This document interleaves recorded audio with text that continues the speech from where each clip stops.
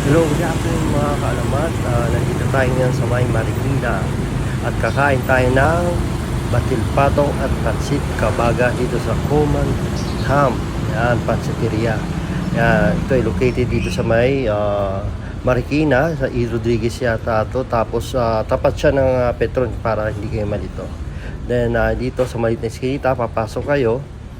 Tapos makikita yung kanilang munting restaurant na kung saan niluluto ang pinakamasarap na pansit kabaga at batil patong dito sa Marikina na dinadayo ng lahat ng mga vlogger. Kaya napasugod tayo dito ngayon. At ito ang mga price nila sa isang mga bilao. Okay, at ito na ang order namin na batil patong at ang pansit kabagahan. Yan, nga naman, napakasarap at napakadami sahog. Alam nyo bang karne ng kalabaw ang nilalagay dyan? Wow, ito na, sinisilip-silip na natin mga Ricardo. Sarap niyan. Tapos lalagyan mo ng masarap na suka. Tunay nga. Ito nga, natikim nga tayo nito. Ayan, napapasarap ang subo natin.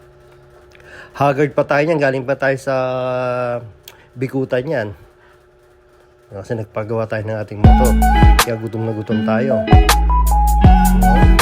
Sarap ng subo natin. Kahit mukhang laspag na tayo. Ayan mga kalaman. Kada subo, lagyan ng suka. Iyong panalo. Ay, sarap nga naman talaga. Mamimiss ko to. Ang sarap-sarap.